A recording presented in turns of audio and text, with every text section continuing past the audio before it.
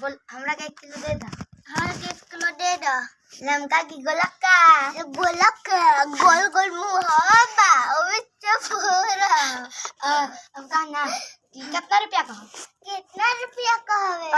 कावा लमका की गोलक्का दुनु गोलका गोलक्का 50 रुपया का 1 किलो, लमका 50 रुपया का 1 किलो। हमारे के ना 1 किलो लमका दे दा। मुहावा तो गोले ना बा ओमे चपोरा। लमका की गोलक्का कौन चाहिए? गोलका ला गोलक्का पहले 50 रुपया दो। आई के ना आई 1 किलो बाटे ला 1 किलो बाटे।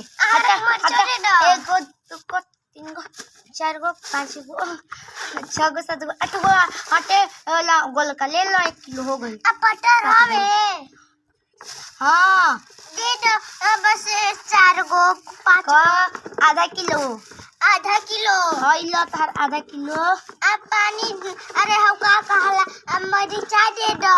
कब ना पाभर हो गई कदे आधा किलो आधा किलो ला आधा किलो। अब ला है पैसा। अरे ना कभी लमका बैगन दे दो। लमका बैंगन दे दो। कितना